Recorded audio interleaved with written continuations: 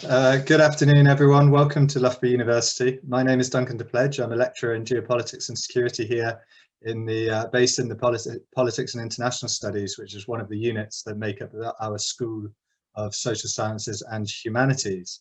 I do wish we could have all been in Loughborough together, but obviously events mean that that's not possible. Nevertheless, I'm still delighted that this event is actually running online because we're able to welcome so many people from around the world to be part of the discussions that we're going to be having over the next couple of days. And I'm particularly pleased to see that our workshop has also attracted the interest of so many people from beyond academia, representing governments, parliaments even, international organisations, civil society, think tanks, and the private sector.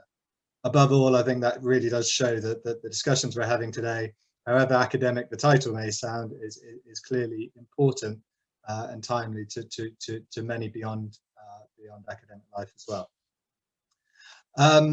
Before I say any more, just to echo what Laura was saying there about the need to keep videos and microphones off unless you're invited to speak by the chair. There will be ample time for questions and comments as part of a broader discussion after our presenters have spoken, and I'll be handing over to our chair for the session to manage that process. But if you leave questions in there, or if you draw attention to the fact that you would like to ask a question or make a comment, please do so by using the chat function. So this workshop is the first in a brand new Spotlight series, which has been organised by Loughborough University's Institute for Advanced Studies. And the series has been designed to try to facilitate dialogue between world-leading experts on research topics that are both intellectually challenging and socially significant. And I'm immensely grateful to my colleagues in the IAS for choosing the Arctic as the focus for the first event in this series. I'm also grateful to some of my geography colleagues here at Loughborough University, Professor Joe Bullard and Dr. Richard Hodgkins, who helped get this whole idea of an IAS workshop off the ground following the UK Arctic Science Conference, which Loughborough University hosted last year. This workshop also builds on this dialogue between international relations scholars and geographers about the Arctic, which we began earlier this year at a virtual roundtable hosted by the British International Studies Association, or BISA, for which we received support from the BISA War Studies Working Group, which is convened by Dr. James Rogers, who is going to be joining us as a speaker tomorrow, and Dr. Patrick Bury from Bath. So, you know, this is not something that we're coming to fresh. This is something that we've been trying to do for some time now.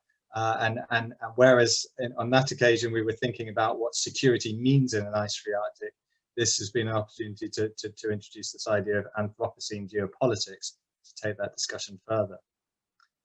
And the reason that we're having this dialogue is that we think that we need geographers, especially those working in the areas of political geography and critical geopolitics, and IR scholars, especially those working in war studies, strategy, and more classical forms of geopolitics, to work more closely together if we're really to start comprehending not just what a changing Arctic means for international order, world affairs, and so on, but climate change writ large. And so this workshop brings together a group of distinguished and early career scholars to begin exploring exactly that. What does great power competition look like in the Anthropocene Arctic? How do international relations and climate change interact? What concepts and approaches might be relevant here? How do we make this practical and applicable for policymakers? And do we need to start thinking about new ways of approaching this subject? So without any further ado, I'm now going to hand over to Professor Klaus Dodds from Royal Holloway, University of London, who has kindly agreed to chair today's session. We'll be meeting again tomorrow for a second session, which I will chair. But for now, Klaus, over to you. Thank you, Duncan, and thank you very much to all the relevant Loughborough colleagues for making this seminar series possible. And it really is a great privilege to be asked to chair the first one, which is, as Duncan intimated, is addressing this intriguing relationship between the Arctic, the Anthropocene, and thinking about the implications it has not only for the planet, the inhabitants, of course, the Arctic and the non-Arctic, but also some of the sort of disciplinary and even transdisciplinary challenges that I'm sure the speakers will provoke in their presentations. So what effectively we have in terms of organisation, we have 3 speakers. Each will speak for approximately 15 minutes. And what I will do is then monitor throughout the chat function for any questions, themes, comments that you might wish to make as an audience. And at the end of each presentation, I might just pick 1 or 2 of them to ask to the speaker. And then by the end of the 3 presentations, we'll have a more general question and answer. And again, please just use your chat function to posit any questions you may wish, or let me know if you want to speak directly, and then we can sort of come to you. So hope that's clear. And again, my sincere thanks to the organisers. So in terms of the presentations, let me start off with our first speaker, Professor Simon Dalby from Wilfrid Laurier University in Canada.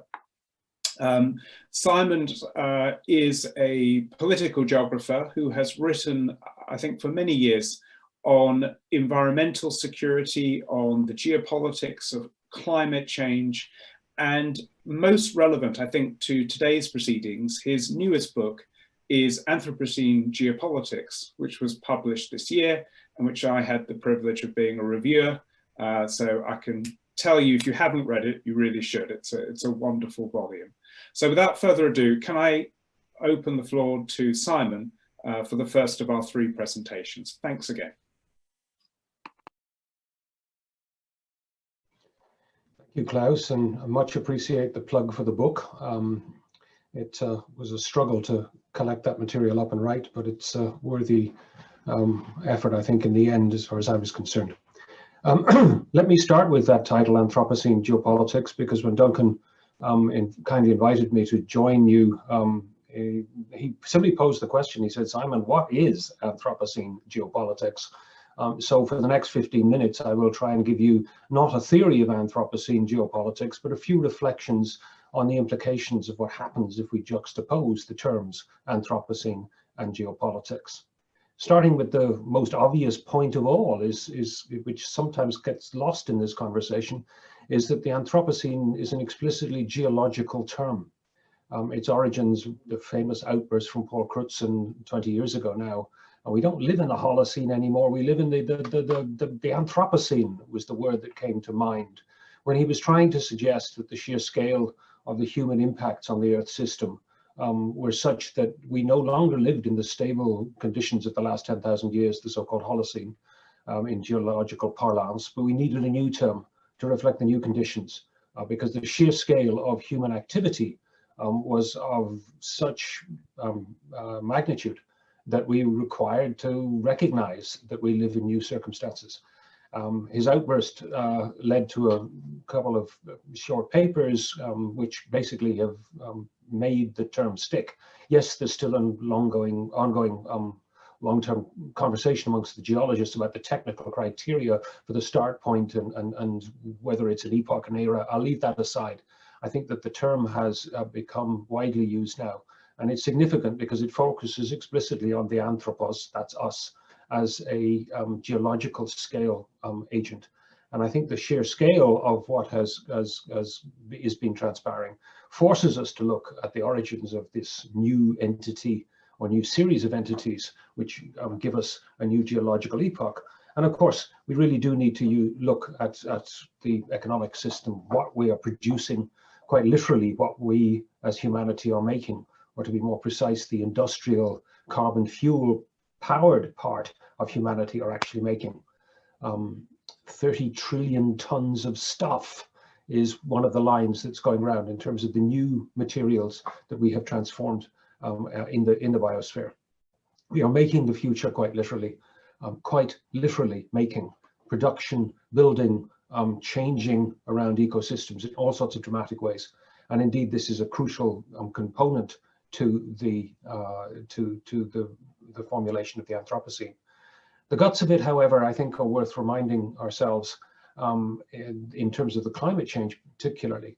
It's combustion that is probably the biggest problem. We are burning stuff in extraordinary amounts. This relates, of course, to traditional geopolitical themes where firepower was, of course, much of the focus in 20th century considerations. Bigger guns, faster ships, and so on.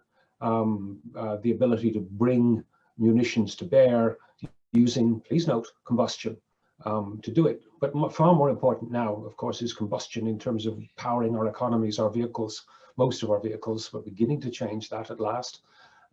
Because, of course, the firepower, the power that we have managed to assemble to make things, smelting, running steam engines, first of all, boilers, smelters, and all the rest of it, it's all 80% at least of the energy use of humanity is now based on fossil fuels. We are literally turning rocks back into air at prodigious rates. Yeah, fossil fuels are rocks. We're turning them into air. And that's the crucial geological function at the heart of what is causing all the changes which we are encapsulating under the Anthropocene. Traditional studies, much reviled and much complained about in the 20th century of geopolitics, often reverted to notions of environmental determinism. Certain environments gave you certain kinds of societies with certain kind of attributes. This determinism often had nasty colonial and racist traits involved in it. But most 20th century simply abandoned any notion that particular environments necessarily gave rise to particular modes of conduct of particular kinds of societies. But clearly now, exactly the reverse is what is happening.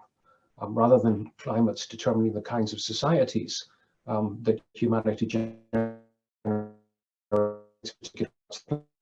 our societies are now determining what the future climate is going to look like. Quite literally, we are deciding the future configuration of the planet. And that is, of course, the crucial point for climatological considerations relating to geopolitics. Geography isn't destiny. Our destiny is now how we reshape geography. And those new circumstances on that scale take a bit of digesting. But that really is the significance of the Anthropocene for understanding what's going on. If you add into this various other conceptual considerations, modernity's insistence on separating nature and culture, human and environment, those distinctions are no longer really useful. They've certainly structured much of the modern discourse on geopolitics, but they no longer make much sense because we have clearly scrambled those categories. We are, in that sense, if you'll forgive the stretched terminology, postmodern. We are beyond those categorical distinctions. And indeed, Bruno Latour insists that we need to think in disciplinary terms outside the 19th and 20th century boxes. Hence his neologism of geostory, where we link geology and history together as a mutually imbricated enterprise rather than as separate scientific investigations. And I think that geostory is a useful terminological innovation to flag that for all of us.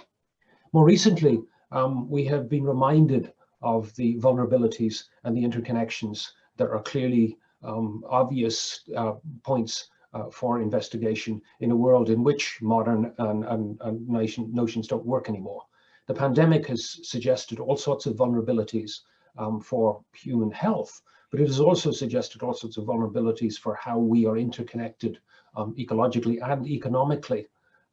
The disruptions of habitats gave us all sorts of previous pandemics, which we sort of avoided, with Ebola only being the most obvious one, where zoonotic disease comes from species jumping. And in the African case, in part, probably because of the disruption of so-called wild spaces. We need to stop and think also about farming and livestock. The extraordinary news from Denmark recently about the mink farming. I mean, 15 million mink being farmed in Denmark. Why? And suddenly that becomes a reservoir for a mutated COVID-19 virus. I mean, whoa, wait a minute. We need to understand our interconnections in those terms, in terms of industrial farming in all sorts of complicated ways too, because of course, farming is now far and away the largest animal biomass on the planet. The percentage of so-called wild animals is now only, well, some estimates put it at about 3%. The rest is either us or our farm animals. And we really need to stop and think about that, because traditional notions of wildlife and all the rest don't work anymore. Neither do traditional notions of planning in terms of bridge building, in terms of practical architecture, because the 1 in 100 year flood is now not a reliable indicator of the likely conditions for future structure. We are living in a world of non-stationarity, stationarity being the broad understanding of likely future conditions based on past precedent. And that too is beginning to give way as architects and engineers, bridge builders in particular, need to stop and think about the circumstances in which they are planning to construct all sorts of things. Klaus will remind us all, of course, that geopolitics is also about how context is represented. His little short introduction to geopolitics is very clear about that up front. And the point about that is that we really do need to stop and think about context at the largest scale now in new, different ways in light of those last few points I just made. And we're all struggling to do that. I make no claims to have worked out how to do it well, but it does become absolutely clear that we need to stop and think about the representation of context, because the discrete sovereign boxes of governance that humanity has generated, particularly since the middle of the 20th century with the decolonization of planet, where supposedly there's a place for everyone and everyone has a place. Those assumptions are a poor way of grappling with the context within which we now live, interconnected ecologically and economically, ever more so than in the past. And that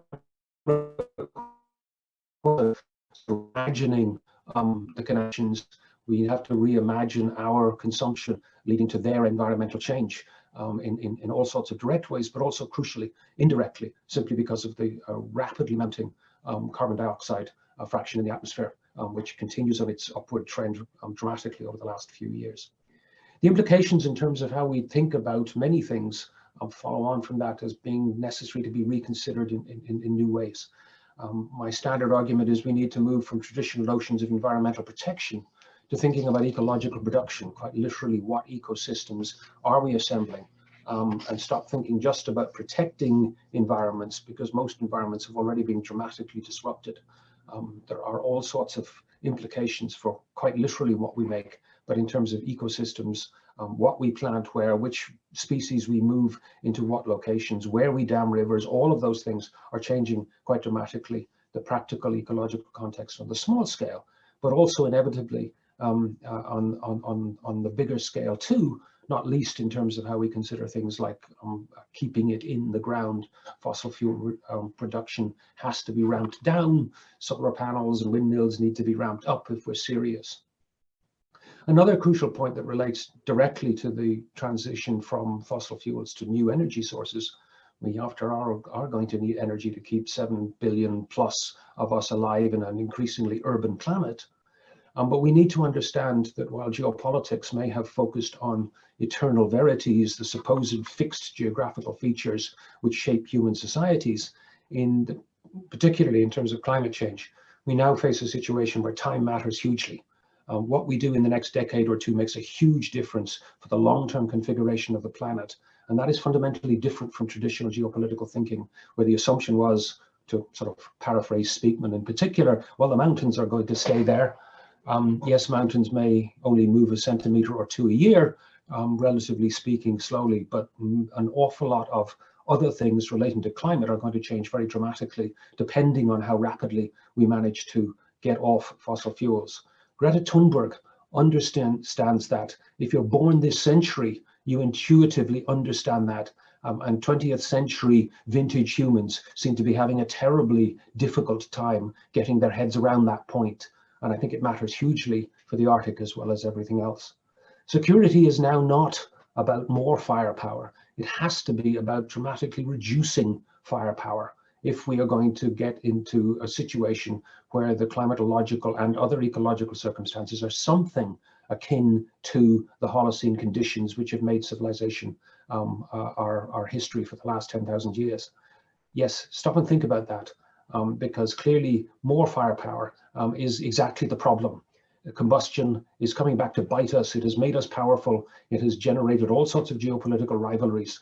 But if we are going to, as a species, survive in the long run, we have to think about how rapidly reducing the use of fire, the use of combustion. Firepower is now the problem. It doesn't provide security as we've traditionally understood it, and that requires us to rethink many things. This is okay, Klaus, I'm really done. This is in the big end of things, really a global problem. Yes, you can make the argument that, well, you know, many societies have faced calamities. Just look at what was done to the indigenous peoples in North America with the expansion of European power a few centuries back. Some of it continues to go on, but at the global scale, we are now facing transformations that do actually endanger civilization at the global scale. The term existential risk is being kicked around, and it's actually advisable because the present trajectories are heading us into a hothouse world, to use the Stockholm folks' terminology, not of sort of a new stable climate, which is a bit different from the one we have known in the past, but dramatic continued ongoing disruptions for the foreseeable few generations to come, unless we curtail the use of firepower. And of course, the crucial point as far as the Arctic is concerned is that the changes that are coming there fastest. We are seeing a prelude to the future, preview of the future by the Arctic amplification. And just look at the headlines over the last few weeks in terms of the right off the charts scales in Siberia, temperatures and the lateness of the forming of Arctic ice. This is a wake-up call for what is coming, because keeping the world an average under 2 degrees, never mind 1.5, clearly the geographers will remind you, well, it's an average across the whole planet if we get there, but it has dramatic regional consequences, which will be very, very different from those average figures. And clearly the north of the north, as I like to call the Arctic, is the wake-up call and the crucial point. Can we see great power competition to actually dramatically reduce firepower? Perhaps the Arctic might be the crucial geographical arena which makes that a pressing political priority. So far it hasn't, but the significance of the Arctic lies precisely there, in requiring us to rethink security as something other than using firepower to dominate particular chunks of the planet, because that is what is actually causing us to live in what is now called the Anthropocene. Thanks. Simon, thank you very much indeed for packing so much into that 15 minutes. As I suggested, I was just going to ask at least one question to every speaker before we have a more general Q&A. Just a quick reaction to me in terms of what I was listening to. One of the things I was trying to sort of compare and contrast is, on the one hand, if one finds appealing this idea that actually we need different kinds of geo-stories as a sort of potential analytical hook, I suppose, as much as anything else. How does that compare and contrast in your judgment with something like Earth systems governance, which tries to bring to the fore all the things that the Anthropocene, in a sense, warns us about: non-linear change, unpredictability, non-stationarity, which I think you mentioned, open-endedness. Do you see these two as sort of potentially working with one another, or are they trying to do quite distinct things? Well, I think the Earth system governance discussion is basically trying to suggest very clearly that these are the new conditions in which we live. And we need to act in ways that recognize that the stability that we took for granted in the Holocene is gone. And the Arctic is simply, you know, given the dramatic fluctuations with ice coverage, is a wake-up call. I am reminded of one of the first conversations I had, it must be about 12 years ago, 11 or 12 years ago, with one of the modelers, the climate modelers, talking about the 2007 shrinkage of Arctic ice cover. I basically said to him after his talk, I said, well, look, what did you miss?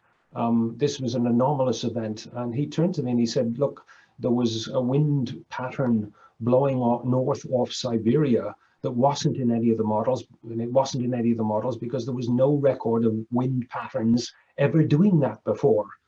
And that was, for me, at least the wake-up call, where, you know, clearly the Arctic suggests that when we think about governance, when we think about human institutions, when we think about what new kinds of institutions might provide for security broadly understood, those are the conditions where we have to anticipate surprises.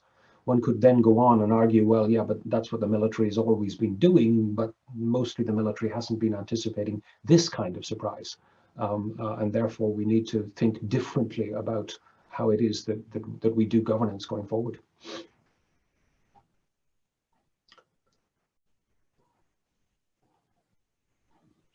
Thanks very much, Simon. I think that there will be some more questions to come at the end, I'm sure, on the back of Simon's presentation. But for now, what I'm going to do is just to kind of keep us moving along, is turn to our second speaker. And it's a great pleasure to introduce Dr. Mia Bennett from the University of Hong Kong. And Mia works on a number of different project areas, but I think sort of if I was to sum up, I would say a political geographer who works on infrastructural projects, and in particular has a very notable interest in China's One Belt, One Road, but also does some really interesting and intriguing work on remote sensing, kind of geospatial technologies. And for those of you who are not familiar, she runs a really fantastic blog called Chiropolitics, which I highly commend to you. Anyway, without further ado, can I let Mia take the floor? Hi everyone, and thank you, Klaus, for that very kind introduction. And thank you, Duncan, for the invitation to participate in this workshop. So I'll be sharing my screen here. I'll share some visuals to accompany this. So everyone should be able to see that, hopefully. Okay, great. So yeah, so thank you again for the introduction, and I'll be trying to not repeat too much of what Simon brilliantly already said. So I'll give a little bit more focus perhaps to the Arctic, and in the 15 minutes I have, I'll be thinking about how we can leverage Anthropocene thinking, what some limitations to this concept might be, and then try to conceptualize some future directions in which we could push this research.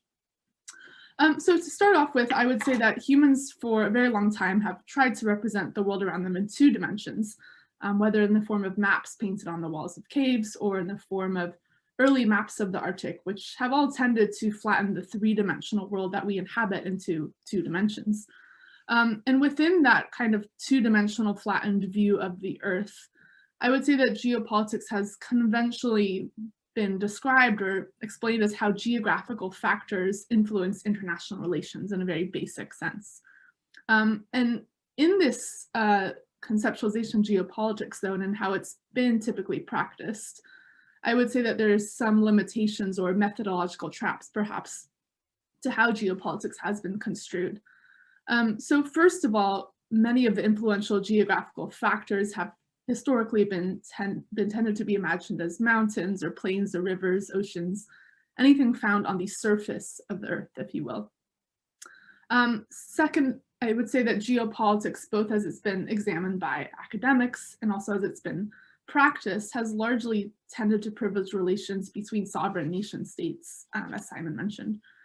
But the concept of the Anthropocene, which Simon also kind of defined here as the era in which humans are the single most important geological force shaping the planet, I would say urges reckoning with far more volumetric factors that stretch from deep below the surface to far above it, and also importantly with actors that really transcend sovereign states.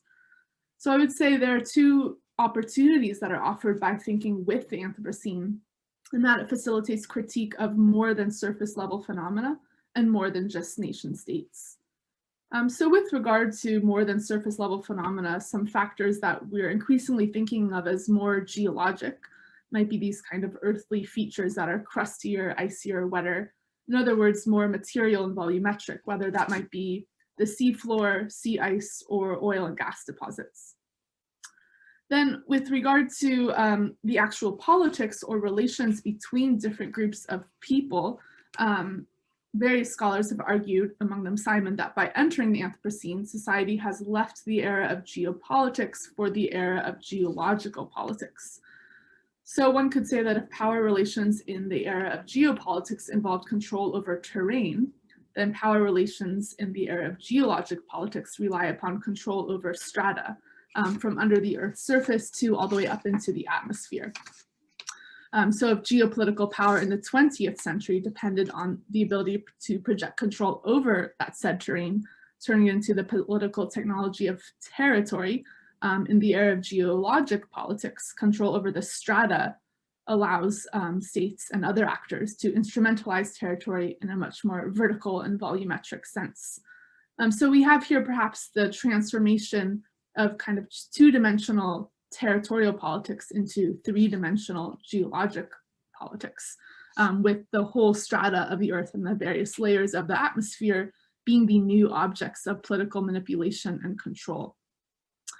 But I would say at the same time, applying an Anthropocene lens to thinking about geopolitics in the Arctic very much invites attention to more than just nation states. So the idea of the Anthropocene, I think, encourages serious consideration and equally meaningful engagement with rights holders and stakeholders who increasingly are vital to decision-making in the region, from indigenous peoples, from everything from individual indigenous peoples to villages, tribes, and their permanent participants in the Arctic Council. And then those multilateral organizations writ large, whether it is the Arctic Council or let's say the International Maritime Organization, all of which are very much having roles in influencing these geologic politics nowadays. Alongside, of course, multinational corporations, whether it's Shell or Rosneft or state-owned entities like China Ocean Shipping Company. So I would say rather than just thinking about Anthropocene geopolitics and the Arctic, I think we can actually think of Anthropocene geopolitics through the Arctic. In other words, how transformations that are ongoing in the region might presage what could happen in the wider world. So many of us understand that the Arctic has long been a bellwether for climate change, but I think you'll be familiar with the statistic that the region is warming twice as fast as the rest of the planet. But I would also argue that the Arctic is a bellwether for global politics writ large, whether it's the empowerment and self-determination of indigenous peoples, to the rise of Asia in global development and finance, or a recent move away from oil and gas development, hopefully more towards renewable energy. Nevertheless, in the Arctic, as you see with this visualization here, one obvious impact of the Anthropocene is melting sea ice. So we still can't ignore the environmental shifts that are ongoing, even as these other political factors brought about by the Anthropocene are equally important. So climate change, which has largely been driven by anthropogenic emissions of carbon dioxide, mostly from burning of fossil fuels, as has been pointed out, is raising the possibility that the Arctic could have a blue ocean event, losing all its summertime sea ice as soon as the 2030s. So while this massive environmental shift opens up new commercial opportunities, I think it will also have impacts on the ways in which geopolitical power is displayed, manifested, and symbolized, particularly in the Arctic. So for instance, one question I might ask is whether countries might still seek to build as many icebreakers as before if the technology seems to be growing obsolete. So what might they instead seek to do to demonstrate prowess and mastery of the environment, which has long been so crucial to demonstrating sovereignty? Rather than smashing through and conquering the ice, so to speak, could restoring ice and geoengineering technologies become new manifestations of geopolitical and indeed geological power? So maybe we could conceptualize a shift from firepower to ice power, perhaps. Already in 2015, I might mention that China's state-sponsored National Key Basic Research Program had established a coordinated team of scientists researching geoengineering, with their work specifically focused, in fact, on China and the Arctic. At the same time, other people have been thinking about geoengineering technologies. So this visualization here was created by an architectural team based in Indonesia to conceptualize the idea of how submarines might be able to produce small icebergs. So we can really see there's a wide range of people thinking about geoengineering technologies, to which I would also add indigenous groups. So it's not just these major sovereign states that are engaging in these kind of mind-boggling experiments with planet Earth, but in fact, even indigenous groups. For instance, here we see a major controversy in Canada in 2012 when the Haida Gwaii village teamed up with a startup in San Francisco to try and restore fish stocks through the process of iron fertilization, dumping iron at sea. So there are many actors at work in transforming the environment in different ways, all of which I think need to be reckoned with. Nevertheless, I think there are limitations to thinking with the Anthropocene, as have been pointed out by many. In many ways, it obscures certain more specific geographical forces. So one scholar, Jason Moore, has accused the concept of somewhat shallow historicization, and he offers capitalocene as a more precise term to draw attention to the role of capitalism, pretty much, in driving forward this geological shift.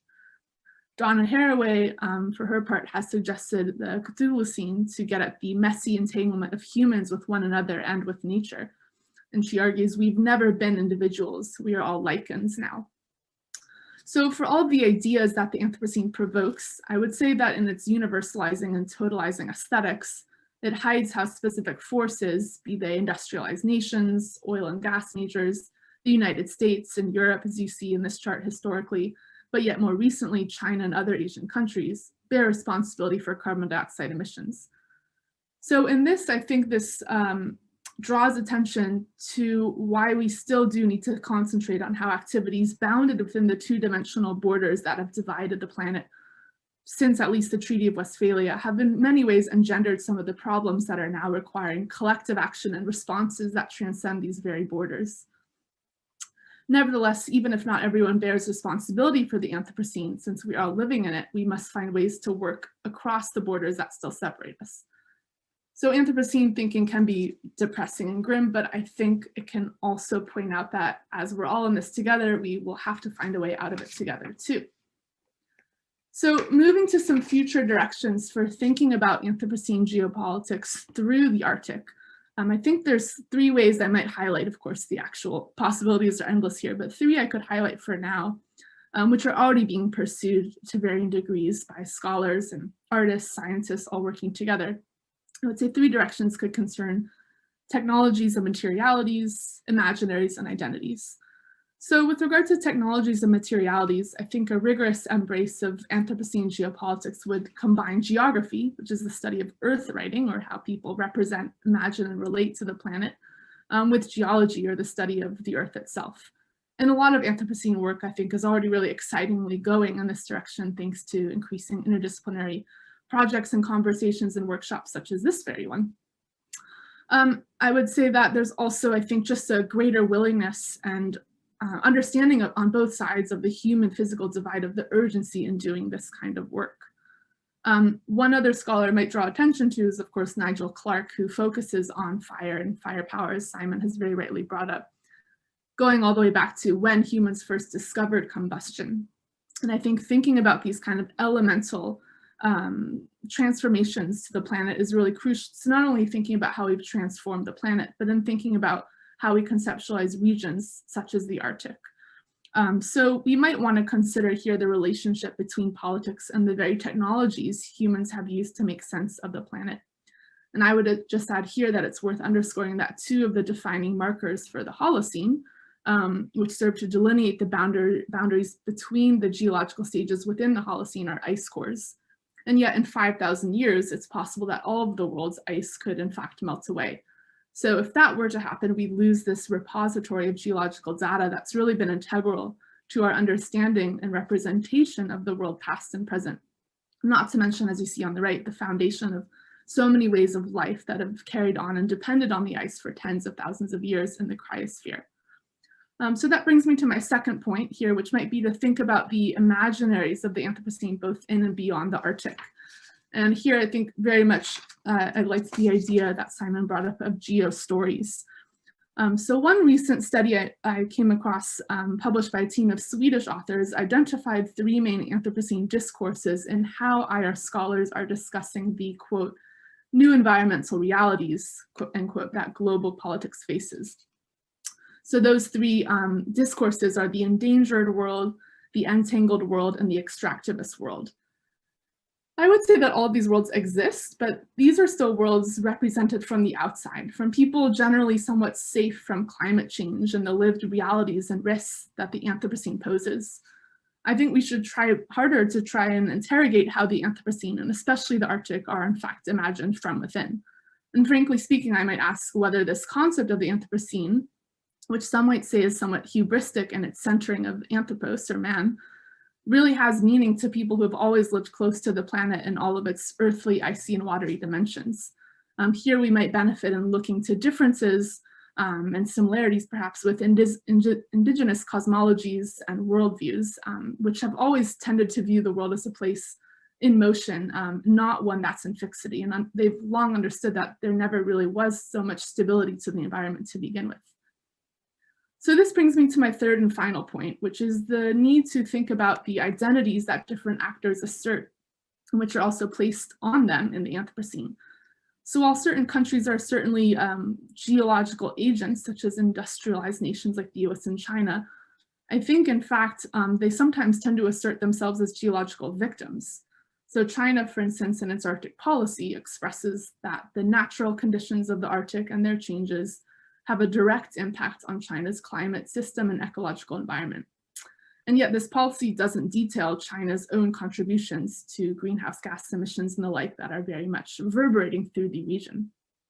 So to sum up there, China downplays its geological agency while underscoring its geological victimhood. In contrast, places and people in the Arctic are often represented as victims in media narratives.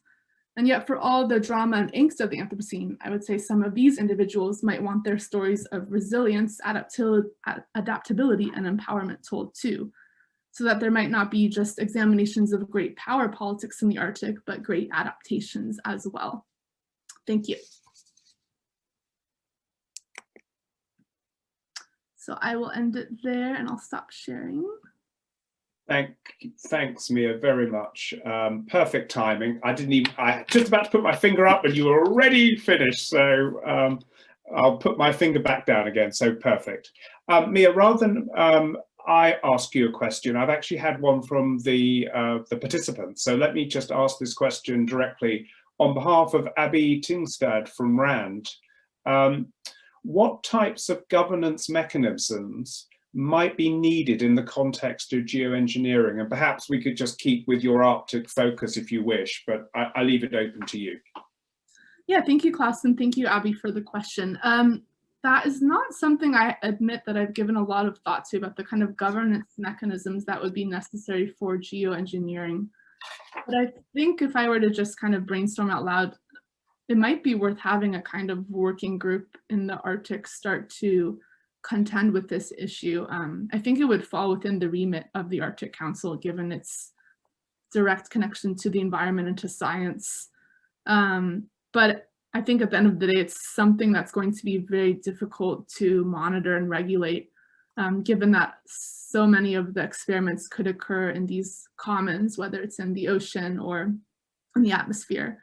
And the example I brought up of the Haida Gwaii kind of villages experiment was just offshore in Canadian waters, but that experiment evaded even domestic Canadian governance when it occurred. So I think it's a very kind of messy issue that will certainly require a lot of people to put their heads together and think about governance solutions. Thanks. That seems like a really helpful answer, because I was also just thinking about the working groups like the Sustainable Development Working Group. You know, your example actually from Canada raises intriguing issues about who gets to decide these things and the participatory complexities of all of this. So thank you very much again. Okay, so for now, let me introduce our third speaker. And it's a great pleasure to introduce Dr. Ingrid Medbe from Oxford Brookes University.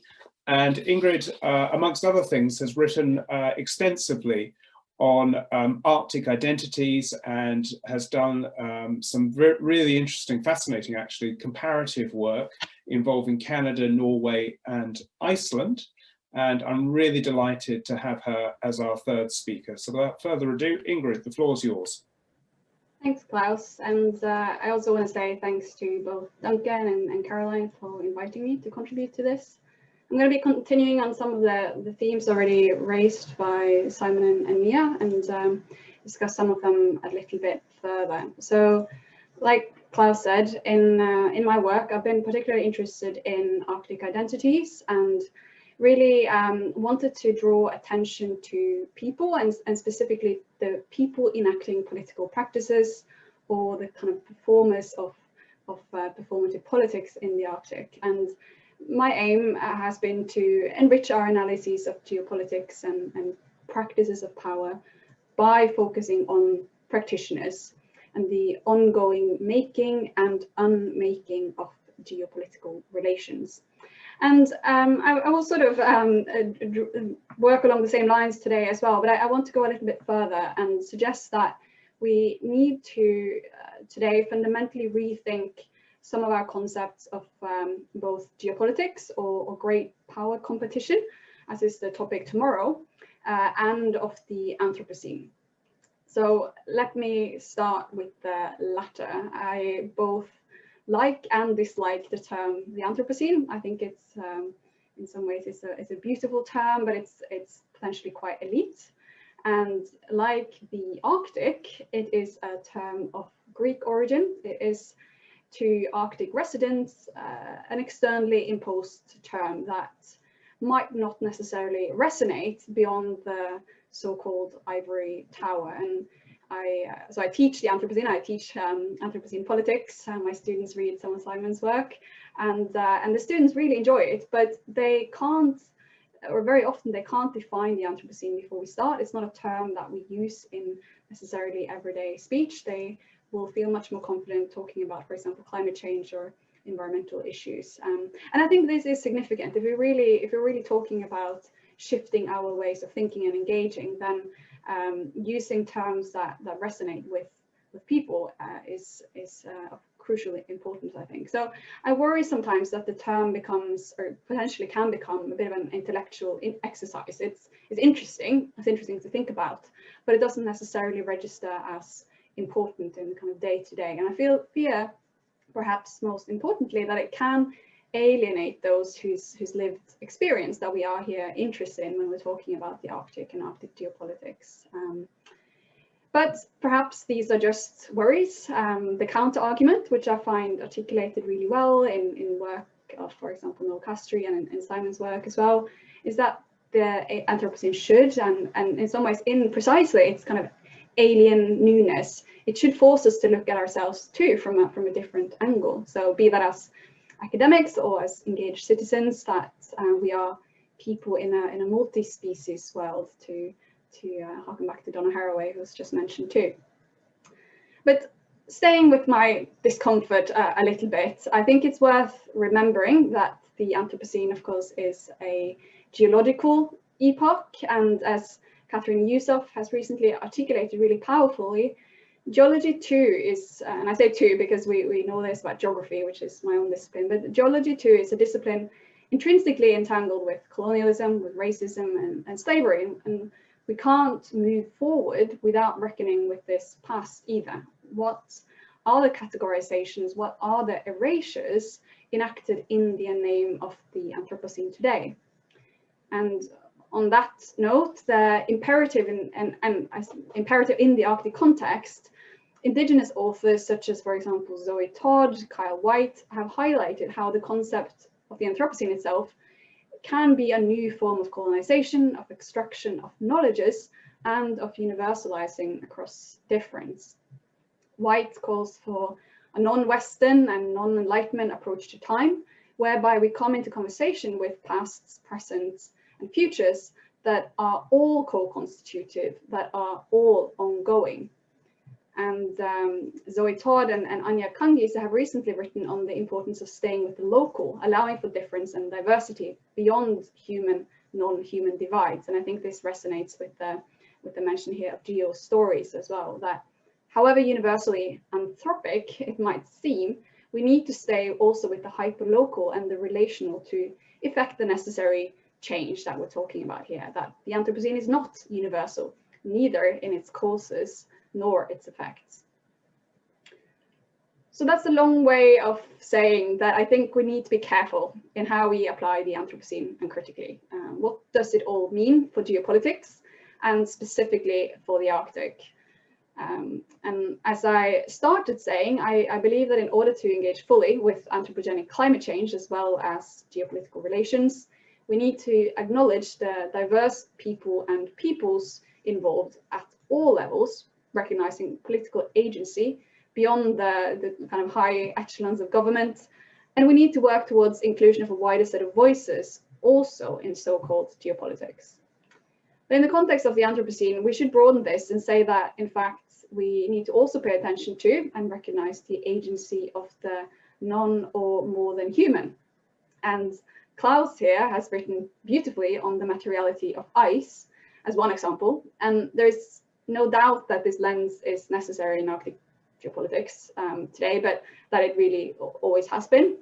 What would it mean to include, for example, ice as an actor in geopolitical analyses, not just a material factor to supposedly take into account? What if we center the fact that our geopolitics is part of a more than human world, always in relation to other beings and other elements as well? And I know that this is beyond how we usually think of geopolitics, but I'm encouraged by authors such as Anna Singh and Donna Haraway to propose a geopolitics that is multi-species, that is world-making. Can we think of an Arctic geopolitics where animals too act? And the example I thought of here, think about Vladimir, the so-called Russian spy whale. Think about snow crabs that refuse their sedentary categorization and who challenge our conventions on international law of the sea in the Arctic. Or indeed oil, the remains of ancient creatures who once roamed the earth and seas. Toll and Agnew famously defined critical geopolitics in 1992 as the work to illuminate how politics is actively spatialized. And again, this is something that I use in teaching quite a lot. And we can think of this today too, how geopolitics is a mode of world making. What world is the Arctic and how is it made such through our practices? So these are conceptual provocations that I hope we can discuss further today and tomorrow as well. But let me end on something concrete. So in my own research, I've been really interested in how state personnel relate to the Arctic region, including how they defined and understand it as a political space.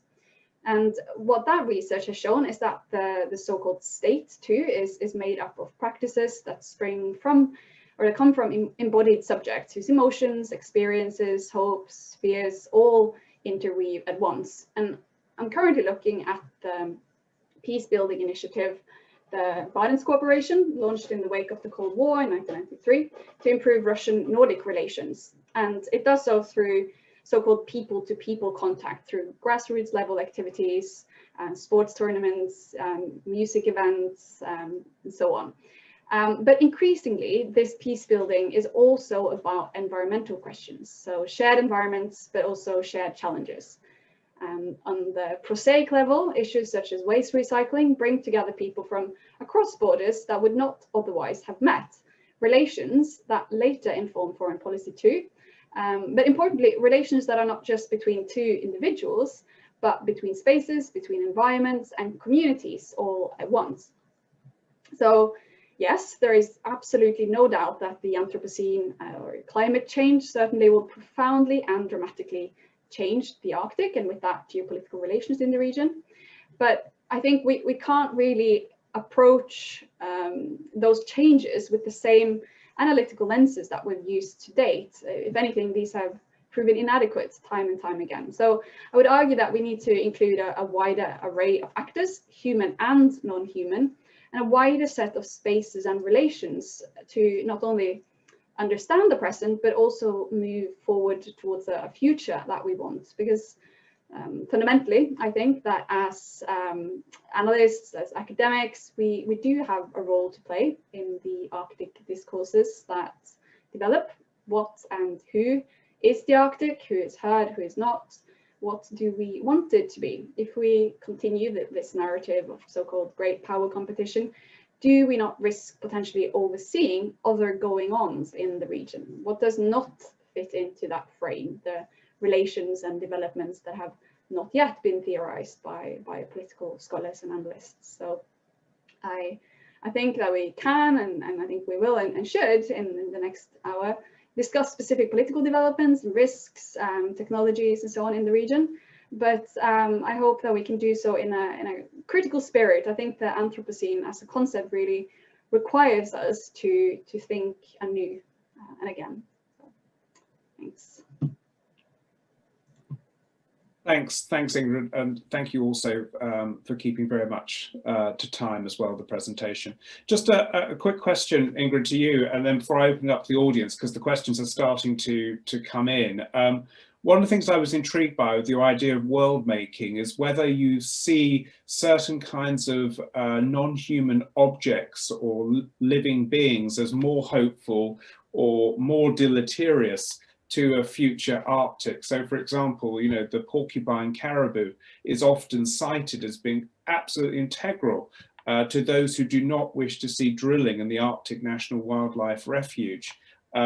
Is that a very different kind of world making, say, to sea ice and its relationship to this sort of storytelling, or this narrative creation that you've written, of course, so much about?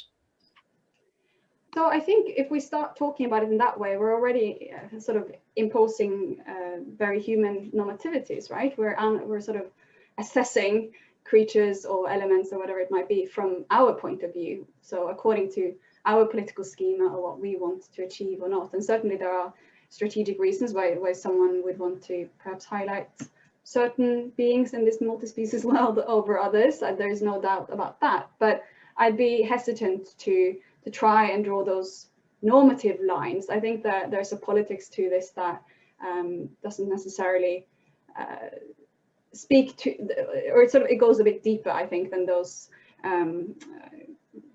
particular issues, if that makes sense. It does. Thank you very much.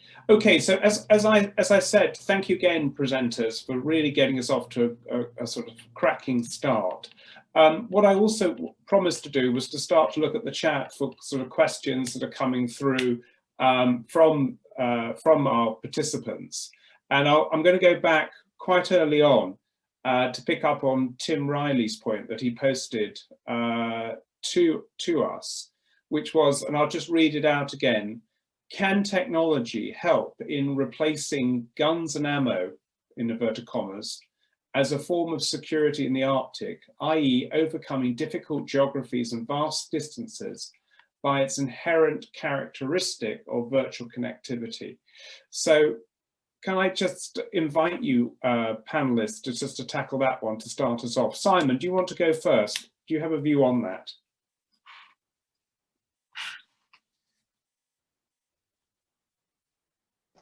Sorry, I've got to unmute myself first.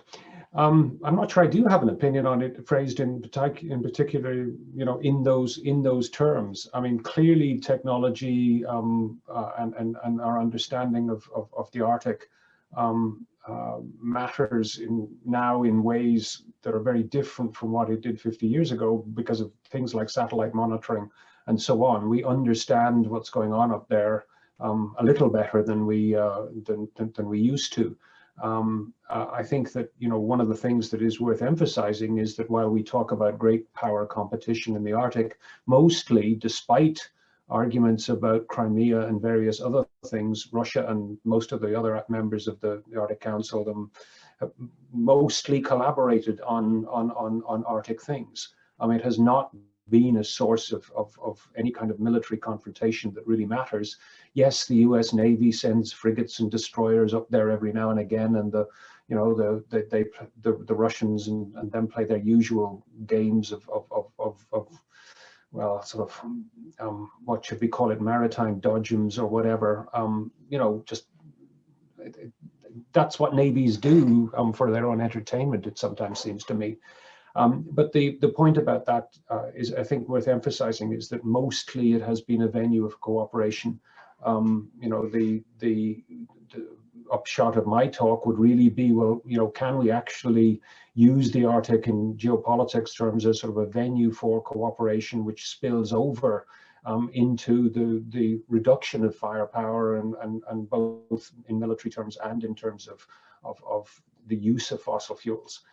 Because frankly, I mean, one of the utter absurdities is that links these things together is the suggestion that, oh, well, when the ice retreats, you know, the big oil companies are going to go in there and find yet more fossil fuels. I mean, if we're remotely serious about climate change, then leaving that stuff under the ocean, if not in the ground, is simply essential to security understood in global sense.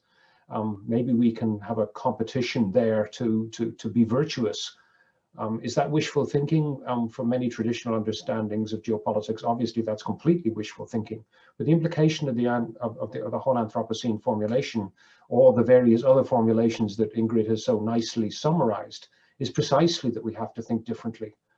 Precisely that we have to understand security as not being guns and ammos, to Tim's phrasing, and has to be a matter of, I mean, in Dan Dewdney's terms, can we extend what he calls negarchy, the necessity of restraint that comes from nuclear weapons? Can we now extend this to other aspects of international security, where we simply have to recognize that the Arctic, we simply have to leave the oil and the gas under the ocean and not get it out? And I think that that's the whole shift. Now, quite what that relates to, I'm not quite sure what Tim's getting at in terms of virtual connectivity, but that's certainly how I would phrase a response to his question. Thanks. Mia, anything to add to that question?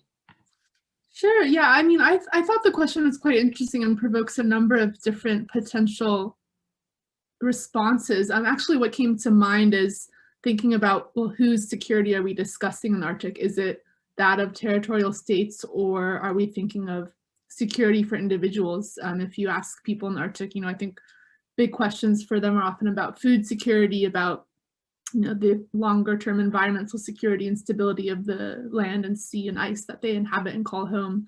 And so in looking through that question and thinking about it,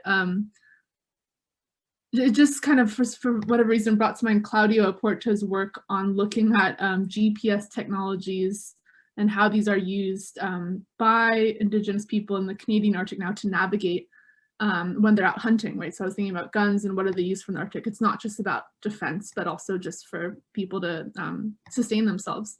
And with this technology coming about, people don't have as strong, potentially youth don't have as strong as inherent sense of navigating in the kind of icy frozen ocean. So I think technology coming into a place like the Arctic will bring about a number of different consequences at various scales and have very different impacts on security in different ways, and could in fact, in this kind of anecdote and bringing up, render people more insecure and less able to use technologies they previously had relied on. So that's just kind of my 2 cents there, but I think it's an interesting question to reflect on. And again, Ingrid, any further responses you might wish to make?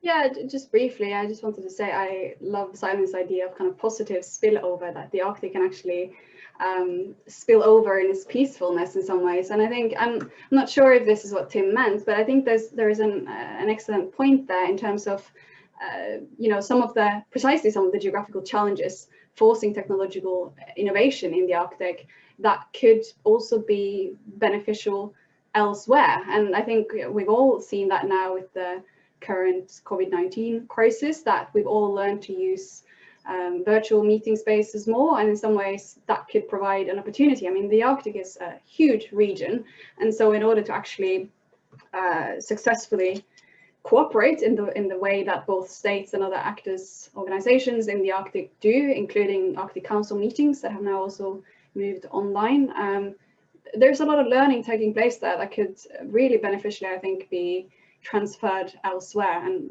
my own work on the Blindness Corporation is another example of that, where I think there are some transferable lessons, both in terms of technology, however we define that, and in terms of what we count as security. But yes, and on a hopeful note, I think there are opportunities there. Before we go on to the next question, Tim, if you're with us, do you want to come back and add anything to what you've heard? Tim Riley? Thanks, Klaus. And thank you for the respondents there for a very detailed answer.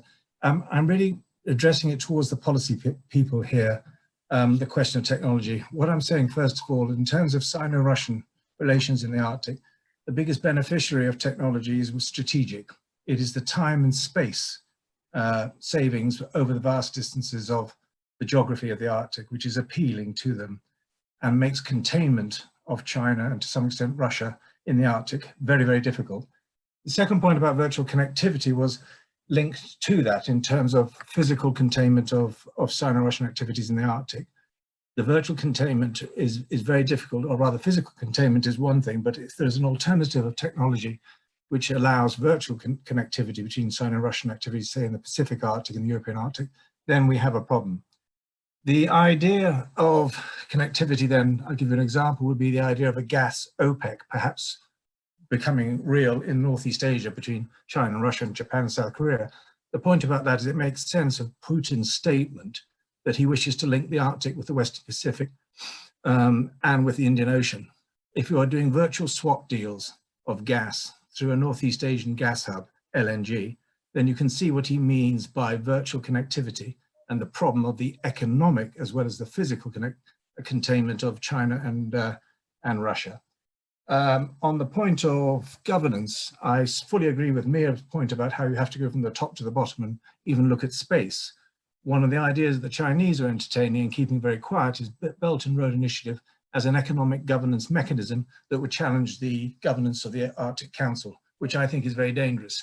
And France is looking at this in terms of thinking of an Antarctic Treaty variant for the Arctic Council, and China, as I say, with Belt and Road. I think that would be very dangerous and would be flatly against the ideas which I support of Simon in terms of the supremacy of the Arctic Council leading to better relations, not worse.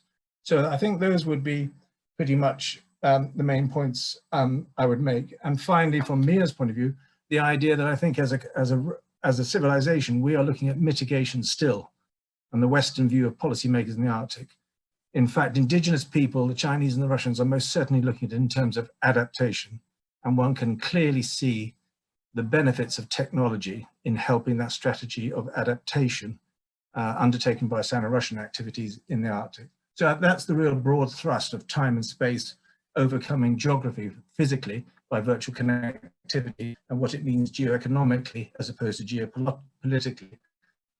And the challenge from that is to challenge the type of power, which is economic, not really military in the 21st century. Thank you very much. Thanks, Klaus. Thanks, Tim. Appreciate that. Okay, so let me turn now to another question, and I'm just sort of picking up here on where I see them. We had one from Matt King, and I'll just do the question first, invite responses, and then get Matt back in if he'd like to come back, which is this. Let me read it to you. Following Ingrid's suggestion that the term Anthropocene has significant issues, is there a term that you, I will say you, the panelists, would prefer to use, or one that creates a better description of the new time frame we are in? So there we go. It's a great big open question. Simon, should we have a crack at that first of all? Go in the same order again? Yeah, I mean, to Ingrid's point, look, it's crucial that this is understood as a scientific term. Most people until the last 20 years never understood themselves as living in the Holocene in the first place. It's a geological formulation. The reason I stick with Anthropocene is precisely because it's a term on that scale, but it also implies the interconnectedness. It also implies the long-term implications. It also focuses very explicitly on the fact that, you know, this is marks the scaling up of human factor in the Earth system. I mean, you know, to the firepower argument, you know, Stephen Pine, the fire historian who really inspired me to think my way through this stuff, suggests that maybe we need to talk about the pyrocene because so much burning is happening. And there's a long, complicated argument about the different kinds of combustion that humanity's been involved in. But for me, the crux of the issue is that the only species in the history of the planet that has ever learned to do ignition is us. And we are actually seeing the consequences of this playing out. Yes, I get the Donna Haraway argument about entanglement.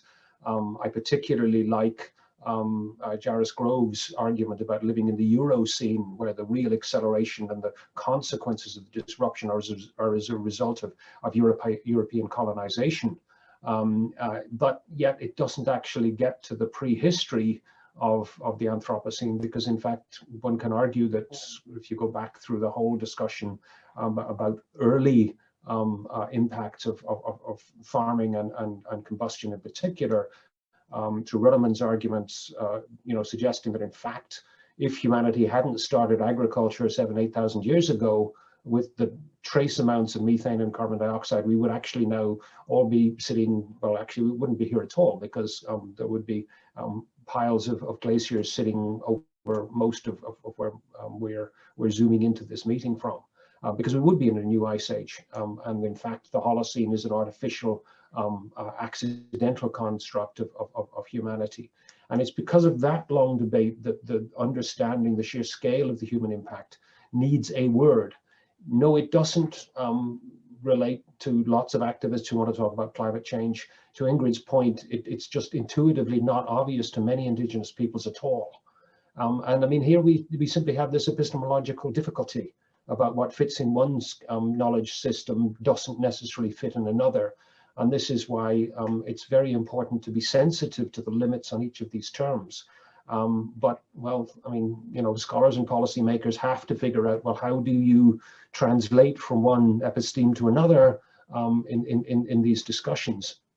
And that's why I think we need to really stop and think about the appropriate language in particular circumstances, which is why both Mia and Ingrid's points are absolutely right. But yet, if you want to think about this in terms of global change and the really big scale stuff, then I think the geological language is appropriate, even if it doesn't translate effectively into other audiences. Because I mean, social scientists, we're always having this audience problem about how do you relate your scientific thing to the particular group that you're the translation problems here are huge, and no, the Anthropocene is not a word that works well for many Indigenous people. If they have a cosmology that isn't premised on the separation of humanity and the rest, well then, this just doesn't work, because it's not a term that would make sense, because intuitively they understand a dynamic world in which they are part of it, and they've never understood themselves as separate from that, from a dynamic universe. Therefore, why would you need this kind of language? Because it doesn't, but it's useful to get modern people thinking about postmodernity and the re-entanglement in Haraway's terms. Thanks, Simon. Mia, do you want to come back with a few comments as well? Thanks. I mean, I would pretty much agree with everything Simon's just said there. I think very much that, yes, we need to be aware of our audiences and who we're speaking to when we use the term Anthropocene, and that, if with Matt asking if there's a better term, I don't think there's necessarily a better or worse term, but rather ones that are more or less appropriate depending on who we are engaging as social scientists. I think also Simon's point about how we could break down the Anthropocene into other kind of conceptualizations that you mentioned is the Eurocene. One that I've also kind of toyed around with in my head is the Sinocene, to think about China's more recent effects on the planet and on transforming distant environments. And one statistic that I think many of you might have encountered is Václav Smil saying how in just 3 years between 2011 and 2013, China used more cement than the US used in the previous 100. And so I think with terms like Anthropocene, they do allow us to focus on the impacts either of all of humankind or in different ways, if it's Capitalocene, Eurocene, Sinocene, different actors and their geological agency. But in so doing, I think it's important to still try and bring in or engage with other epistemologies, as Simon mentioned. And one term that I think gets brought up a lot in Indigenous understandings of man and nature and how they're entangled is Silas, the Inuit term, which I think is, I'm not going to be able to define it, but is much kind of broader and holistic in its thinking and imagining of people's place on the planet. And so if we can do that kind of work of straddling different worldviews, I think we'll be able to maybe come up with more hopeful kind of ways to work together to get out of the problems that have come about as a result of the Anthropocene. Ingrid. Yeah, I mean, as Mia mentioned in her talk as well, there have been suggestions of other terms, such as we've heard now, the pyrocene and plantation scene, Cthulhu scene. So there are other kind of options out there. I don't think any of them are necessarily better or worse. And yes, there are some significant issues, or we can say limitations to the Anthropocene, but I don't think that's a reason not to use it. And in fact, I started with that point because I think in some ways that kind of discomfort that we might have with the term and the problems with it, I think highlights some quite useful things. I think it's quite a sort of generative provocation to think about what does it mean to center the anthropos in this way. Does it highlight that we are, well, is it centering humans, or is it doing precisely the opposite, showing how in some ways small humanity is in kind of deep time and geological time and kind of and there have been arguments both for and against the Anthropocene for the same reasons, that it can be disempowering and we can feel too small talking about the Anthropocene, or vice versa, that it's centering humans too much and giving too much agency to humanity. So what I think about the Anthropocene, I think it is really kind of intellectually interesting, and it's really useful to discuss like we are today. But like Simon highlighted, there is a time and place, and I think there are also things that the concept can't do, and we need to be conscious of purpose and an audience, who we are speaking to or who we are speaking with, who do we want to include, because I think, like I said, it can potentially be alienating, it can be elite, and yeah, I think there's a politics to language always. Thank you very much. It's sort of, for me, it reminds me of Sarah Ahmed's point about what's the use of use, or putting something to use. So I think that's a very nice way to end. Can I invite Matt King, who posed the question? Matt, would you like to come back and respond to anything you've heard?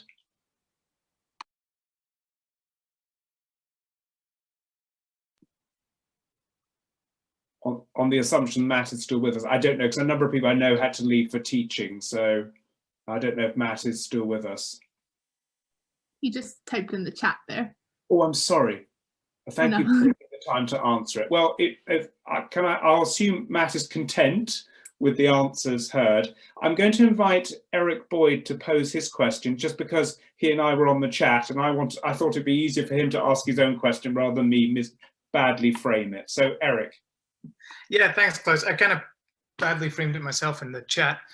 So yeah, no, my question, it's about this idea of taking Ingrid's framing of Arctic sea ice as a geopolitical actor. So perhaps you frame it as a non-human, perhaps some form of a ghost species geopolitical actor. And then what happens if you view it then as a barrier to economic growth? And I'm thinking specifically in terms of the Arctic Silk Road development. I'm currently sat in an Arctic iron mining town in the north of Sweden. And there's a lot of talk here about the need to access the Chinese market. That's really only applicable via the development of an Arctic Silk Road. So again, the question is more about, I guess it's more about this idea of granting some form of legal agency to sea ice, if you view it in some form of like non-human agential way. Yeah, for the panel, thank you. Thanks, Eric. And just for further context, as some of you will be aware of, it's not now uncommon, for example, for rivers to be granted legal personality in a number of different parts of the world. So I'm going to stick with the same order as I started. Simon, do you want to respond to Eric's point? And we'll go through again with Mia next. I must confess I had never considered giving ICE legal personality. I understand the necessity of thinking in innovative ways about governance, and I think it's, I don't have an answer for your question, Eric, but I think it's very important that we actually start to think outside the proverbial boxes that we have been thinking about governance. How do you deal with rapidly changing ICE circumstances and the consequences of that? humorously, if you'll forgive a slight digression, I mean, what immediately comes to mind is the parallel discussion with the submergence of Tuvalu and Kiribati and some of the other Pacific islands, because, you know, ironically, the issue is the ice is going away. Can the ice have a legal personality if it's all melted? I'm trying to poke a slightly humorous response at this, because I think the sheer dynamics of the circumstances that we're dealing with, precisely the point of disappearing ice, gets us to the fact that we've got to rethink governance in ways that understands that dynamism rather than understands the permanent fixture and the interrelationship between permanent fixtures as the mode of governance. And I mean, this is, you know, one of the things about rivers. Well, the assumption is the river is going to be there forever, therefore you can give it personality. But, you know, then we get into questions, well, actually, you know, are you then thinking in terms of, well, are we dealing with inheritance rights for items that are going to disappear? I mean, all these legal parallels begin to emerge. And I frankly don't have a simple answer, but I do think that the crucial point for the Arctic is that it enhances the focus on the dynamism and how we collectively start to think about how governance works in those circumstances has to be the shift from traditional assumptions of fixed territories, which is sort of the basis of the Westphalian governance system. And I think your question absolutely highlights the conceptual question about how we grapple with that. Sorry, it's not meant to be an evasion. It's just a tangential response, because frankly, law still baffles me in many ways. Thanks, Simon. Mia. Thanks, Eric. I'll try and take a stab at your question.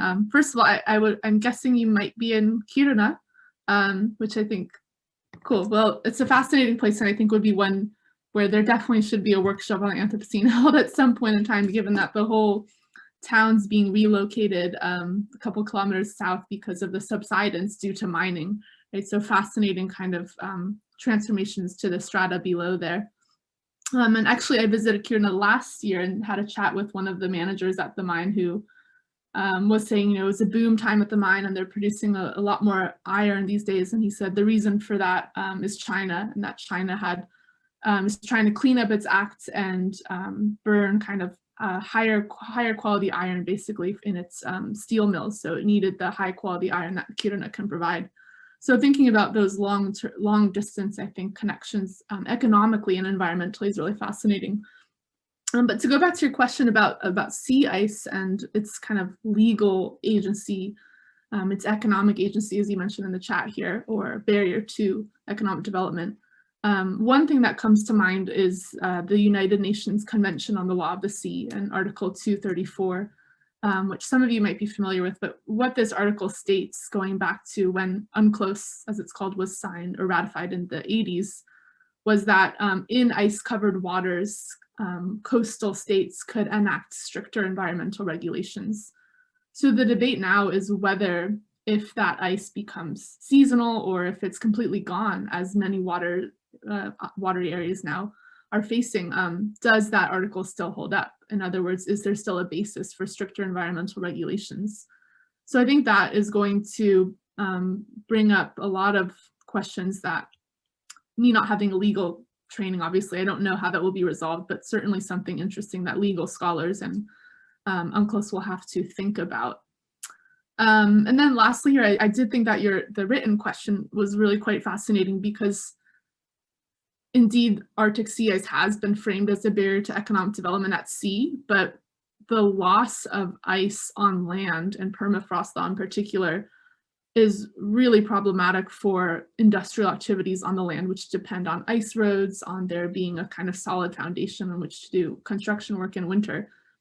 But I think that kind of focus there shows that in kind of capitalist industrial societies, there's always been this binary between development on land and sea, and never a real understanding of where to put ice in that mix, whether legally or economically. It's always seen as something that's kind of just confusing. So I think this is probably where there's going to be a lot of scope for thinking about materiality and elementality too, in both legal and economic ways. Thanks, Mia. Ingrid, would you like to add a few extra points? Yeah, so I don't know if necessarily granting personhood would be the most appropriate. I don't know. I think certainly that's an interesting thought, but I think when we are talking about more than human agency or actors, if we're thinking of ICE as an actor, I think we're making a mistake in kind of painting them as equivalent to human agency. I don't think it's about being the same. I think it's precisely the difference that is the point here, that there are different types of agency, different types of actorhood, and so on. So I think they, and not just ICE, but kind of different materialities, they pose these kinds of challenges to our various kind of human constructed systems, including law. So I don't know whether kind of trying to implement these things within our existing structures is necessarily the way forward. But like Mia mentioned, I think UNCLOS is certainly, the mention of ICE is very limited, and there are reasons for that. And I think perhaps that is something that's going to increasingly come up as we move forward. But also in terms of the value that we as human societies put on ICE, whether or not it has its own agency, which I think would be a different discussion. But for example, how intrinsic ICE is for transport routes, I'm thinking of in the Canadian Arctic in particular. I remember being surprised some years ago listening to, I think it was a representative from the ICC, and forgive me, I've forgotten their name now, but they said that even though many people present the kind of transpolar shipping route as kind of more dangerous or risky than shipping along the coastlines, they said that actually for them it would be much better if ships cross the North Pole directly, because ships break up sea ice that are needed for animals, migration routes, but also human transport routes in the Arctic. So there are these different uses of ice and different values put on ice depending on the conversations that we're having. So it's about how does that fit into perhaps legal systems, if that's what we want to think about. Yeah. Ingrid, thank you very much. So I'm going to take another question from the chat from Rashmi. And to summarize, what Rashmi writes about Asian powers like India and China being both geological agents and geological victims. They are among the agents that provoke changes at the global level, but they're also victims in the sense that they are clearly affected by changes going on in the Arctic. So Rashmi makes the point about India, for example, being very interested in the Arctic and making connections between both proximity but also ramifications. So the question really is, I guess, is in terms of how do we think about, panel, the relationship between the Arctic and the Anthropocene on the one hand, but also the way in which it entangles and scrambles our sense of proximity and distance. And as many of you will know, China, to a lot of concern, particularly from Mike Pompeo's point of view, described itself as a near Arctic state that clearly, you know, got the heartbeat going of some. But for others, this sense that the Anthropocene does exactly that. It doesn't make any sense anymore to talk about places necessarily being near and far away. So can I just ask the panel to reflect on Rashmi's point about the particular relationship, say, that Asian states might have with the Arctic in this anthropogenic moment? Simon, over to you first. Klaus, you just nailed it. The crucial issue is that the proximity understood in traditional terms doesn't make much sense when it comes to global climate change in particular. Because obviously, if the monsoon is getting messed up in terms of its predictability for Indian farmers, although they're worried about other things this week, it seems, then the Indians have got a fairly direct connection to what's actually happening in the Arctic. This became very clear a few years ago when we first started hearing about blocking patterns and raspberry waves that were getting disrupted and hence messing around with storm tracks. Certainly is the case there's been some of the big cases in Canada further south, not in the Arctic, that are clearly relating to the disruptions of Arctic weather systems. So, you know, if that then has further knock-on effects in terms of monsoon behavior, well, then India has got a direct interest in what's happening in the Arctic.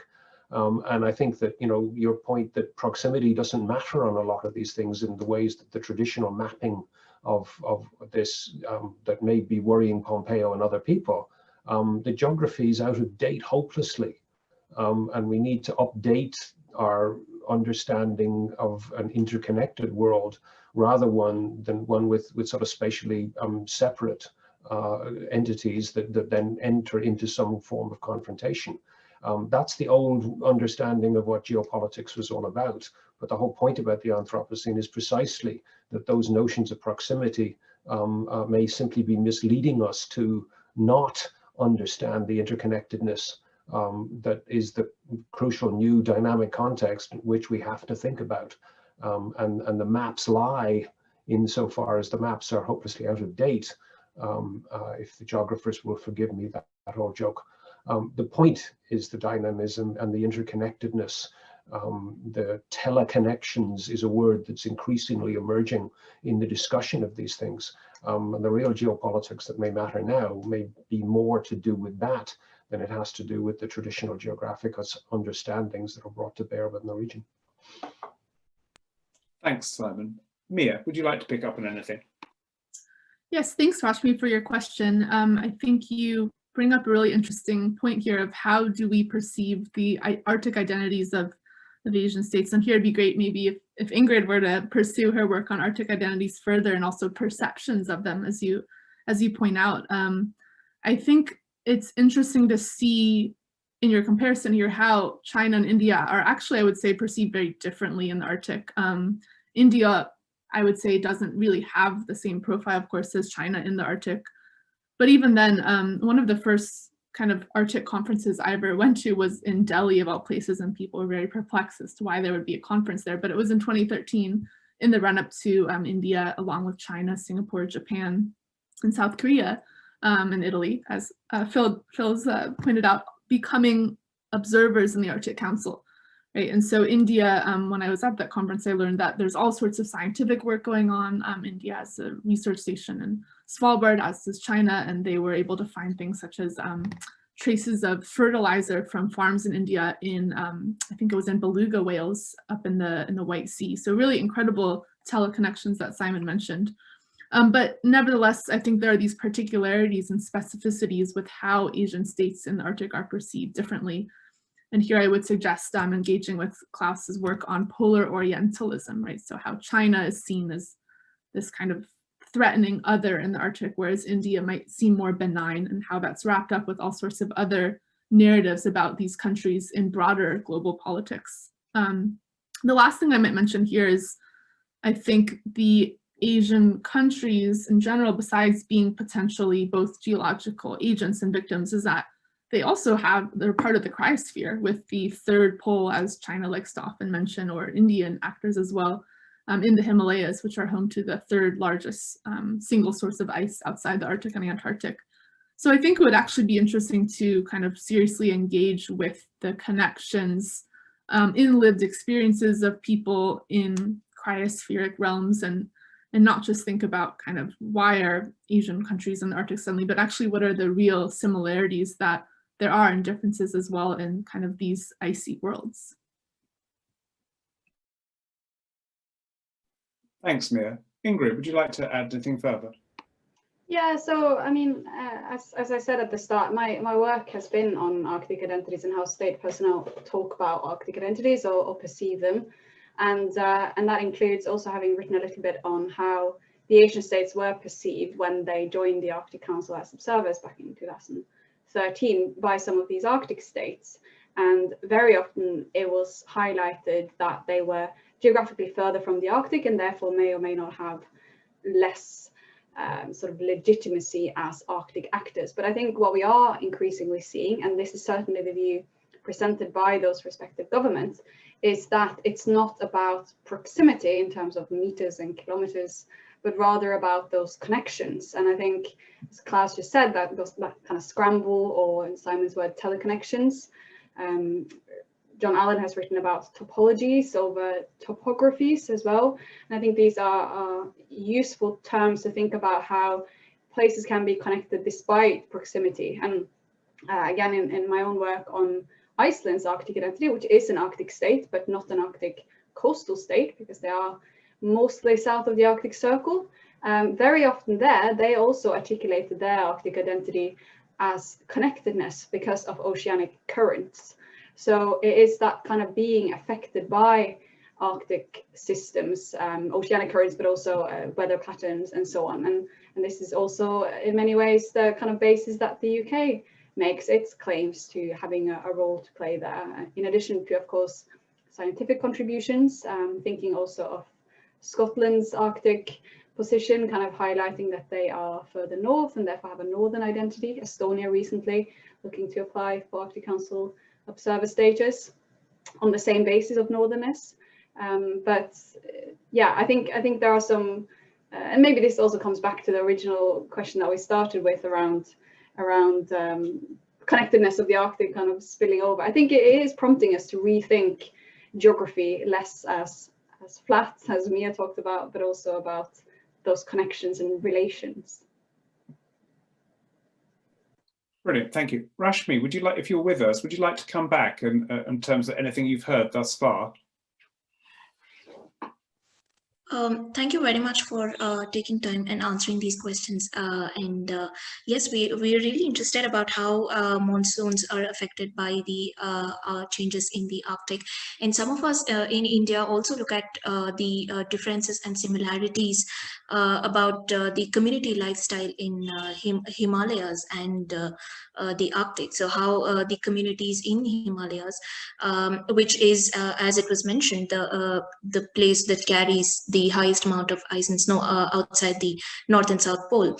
How do these communities share a very similar kind of lifestyle with that of the Arctic? So that's also something that we're really interested in India to study about. I'm sure China would also be looking at that, given that Himalayas are also in the territory. Thank you so much for answering. Brilliant. Thank you again for that question. Panel, I have a question for you as well that our host has snuck in and wanted to pose to you. So allow me to pass this on to you, which is this, what's the role of the state in all of these anthropogenic times? And I just draw your attention to some of the things that we've seen during the pandemic that we're all still experiencing, albeit in very different ways. But we've seen states grab emergency powers. We've seen states shut borders. We've seen states try to reconstitute their supply chain networks as best they can. And yet, on the other hand, we're also being told, thinking about the Anthropocene, thinking about climate change, that proximity doesn't matter quite so much, that it makes little to no sense to draw hard borders and lines on the map and say this is ours and this is not ours, although clearly Arctic states feel very strongly about circumpolarity. What's the future for the state in these anthropogenic times? Simon, can I start with you again, please? Looks like I'm going first every time, so why not? Look, I think that the big lesson from the pandemic is partly that, you know, the interconnections question, that, you know, closing borders in most cases too late, and so on. But my sense is that the bigger lesson on the pandemic is less to do with borders and geographies than it has to do with time. The scramble in most parts of the world to deal with the pandemic was simply because states didn't act in time.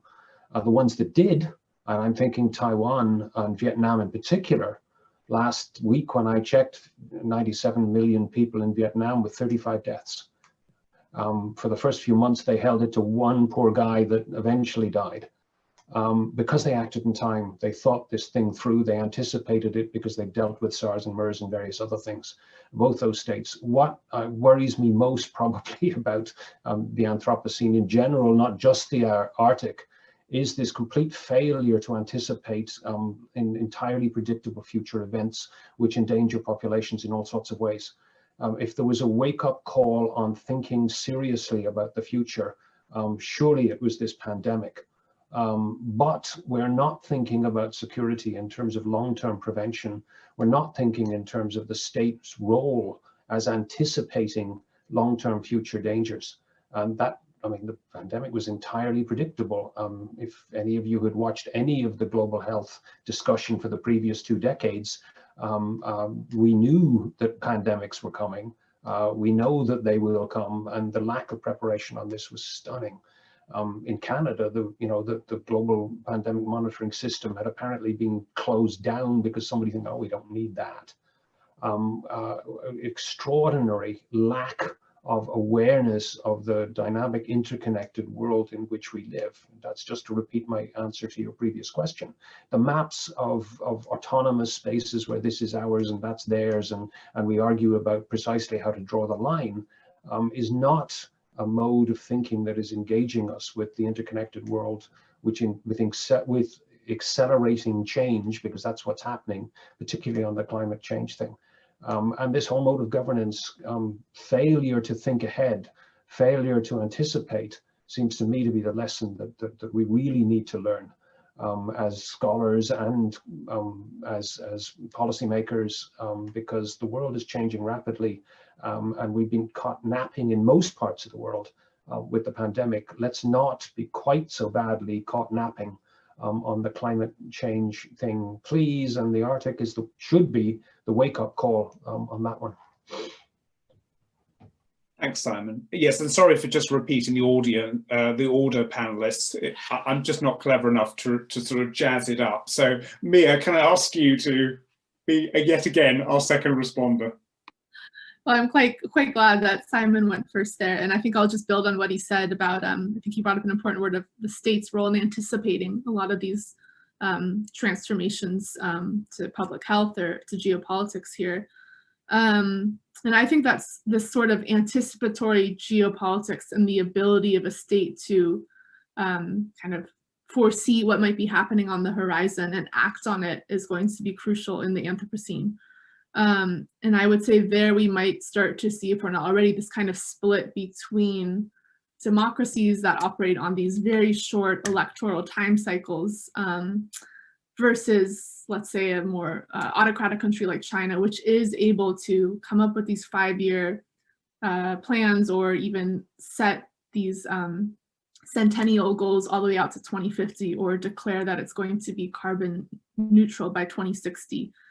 And China, I think, is a country with whose policymakers have a certain vision of the future that they're able to prepare for, even if that means subverting various liberties and the like. But one thing I might mention here that I think kind of goes back to our discussion of kind of where are the new conflicts and potential cooperation, of course, playing out. Well, China has this idea of strategic new frontiers, which refer to, I believe it's the Arctic is one of them, and then the deep sea, outer space, and cyberspace. And so none of those 4 places, well, I mean, the Arctic's a little bit different, but none of them are kind of necessarily flat territorial spaces. Instead, they're much more volumetric, kind of common spaces. And so I think Chinese policymakers are understanding that there's going to be kind of new areas for governance and regulation, and is taking that long view. And whether other states in the Arctic and beyond can do that, I think, is the real question of who will be able to kind of exercise sovereignty in these new spaces in the Anthropocene. Yeah, thanks so much. Ingrid, can I just ask you to wrap up this question, please, because I'm going to have to hand back to the organizer. So sorry to introduce a note of brevity, but thank you. No, that's fine. I mean, this order is great for me. I can just say I agree with all of the above. Yeah, no, I think the Anthropocene, certainly, like I started out saying, it poses some real, I think, interesting challenges for us as political geographers, as analysts, precisely because it highlights the limitations of our concepts. But that being said, I don't think we are seeing the end of the state by any means, despite what we as scholars might like to write about and kind of trying to think more broadly. I certainly think the state will have an important role to play, as we have seen with COVID-19 for sure. So I think that is part of the problem, that we are still working within the state system, and that kind of radical change that is perhaps needed in order to fully tackle climate change or climate breakdown and engage with the Anthropocene as a planetary event. Perhaps the state isn't the best vehicle for that, but I don't think that means we're gonna see the end of the state anytime soon. So I hope that's something we can continue talking about tomorrow. Yeah. Thank you so much. At this point, I just want to thank the panelists again, Simon, Mia, and Ingrid, for being really, well, just great conversationalists and being so willing to take the questions from me. And also thank you to the audience as well. I didn't get to everything on the chat. Some of it was a sort of ongoing dialogue between some of the participants about freedom of navigation operations. So forgive me if we didn't quite get to that bit, but I just want to say thank you so much, audience, panelists, from what we were able to achieve nonetheless. Duncan, may I hand back to you as organizer? Thank you, Klaus. Thanks so much for steering us through that. And thank you as well from me on behalf of the organisers to all our speakers today for inspiring such an interesting discussion about Anthropocene geopolitics in the Arctic. Just before we close this session, I believe our Loughborough University's Vice Chancellor, Professor Robert Allison, has kindly taken some time out of his day to join us. Duncan, hello, can you hear me? Yes, we can, Vice Chancellor, please. Good, good. Would you like me to say a few words? If you could, please, yes. Good. Well, Duncan, can I start by thanking you for inviting me to join you? And can I thank all the contributors? I've been tuning in and out, as those of you who've been watching the sidebar may have seen, and some of the conversation has been fascinating. So thanks to all, and of course I'm bound to, as a member of the home team, Duncan, just thank you and my colleagues both in the department and the Institute for Advanced Studies. I had an email early this week from someone called Ian Reid. Ian Reid was, like myself, a physical geographer, and he was sometime head of geography at Loughborough. And in that email, he reminded me that I was a decaying geographer at this point in my career. And that's why when Duncan very kindly invited me to join you, I wanted to come along. And I thought I'd perhaps offer a thought, although I'm pleased I'm not answering this as an exam question, because I'm absolutely certain that if it was, I'd struggle to get a lower second. But nonetheless, from listening, Duncan, to friends and colleagues today, and from what I've learned from listening to geographers throughout my career, there are some interesting characteristics. I mean, if you look at the polar regions, the difference between the Arctic and the Antarctic is the Arctic doesn't have an overarching treaty, you know, whether that treaty is followed or not. And there are a number of different nation states, as we've heard in the last 3/4 of an hour or so, that clearly have an interest. Now, those interests through time wax and wane. And they wax and wane, from my perspective, as a mere physical geographer, as a function of two things. The first is change. Something changes. And of course, we all know that one of the big changes that will come to the Arctic, and has partly been articulated today, is the environment. And as that environment changes, I suspect there will be increasing interest in the Arctic from certain nation states. And all the evidence from Africa is when that change occurs, if it is in the interests of more than one nation state, that results in conflict. And that results in conflict basically because of an artifact called a line on a map that defines a boundary between one geopolitical arena and another. And you see that in Africa when a river changes course. That river is the territorial boundary between two nation states, and conflict then arises. And the reason that springs to mind is that I remember my undergraduate tutor. Some of you will recognise the name Keith Richards. He was a fluvial geomorphologist. He was one of my inspirations as an undergraduate, but one of the things that he looked at in part were some of those issues, and who had the right and who had the wrong around that boundary. So there's something there where I think the sorts of debates that I've been listening to and you've been having today will become even more important over the next 25, 30 years or so. And then there's one final thing for me which then comes into play, and this is partly something I learned from someone who I listened to a lot just because I was fascinated in her research, and that was Kay Anderson, who is someone that some of you may know. She particularly looked at minority or indigenous groups in society. She spent some time, for example, looking at the Chinese community in Vancouver. She spent time looking at the Aboriginal community in Australia. And I'm conscious, although the population is not evenly spread and it's thin anyway, that there is an indigenous community in the Arctic. And the interesting or an interesting question that I ask from my geographical perspective is, of course, where will that indigenous community either be thought about or be listened to, more importantly, or taken into account when some of the tensions, which I think are likely to increase in the years to come due to climate and environmental change, do. And the reason I mention those is, Duncan, for me, the sorts of debates that I've been listening to today, I think have got to be at the heart of setting the agenda before we get the agenda so close to us that it becomes painful to watch. And if, because of the work, Duncan, that you've done getting this together, other colleagues and other contributors today have done, can contribute to that, then I think it's a small step in the right direction, because it means that hopefully we can get to a point where some of the troubles that could arise don't, largely because through informed debate and discussion, things can happen to result in a slightly better rather than a slightly more challenging and difficult way forward, if for no one else, for those indigenous people who historically occupy the land up in the northern polar latitudes.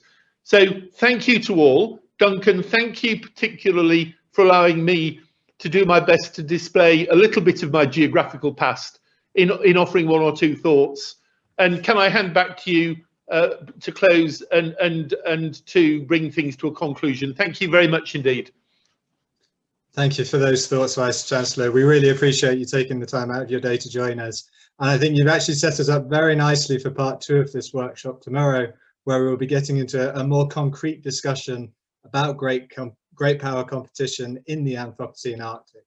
So, you know, really trying to get a handle, I think, on some of those questions about conflict and about, you know, what happens when all of these different actors from within and beyond the region come together.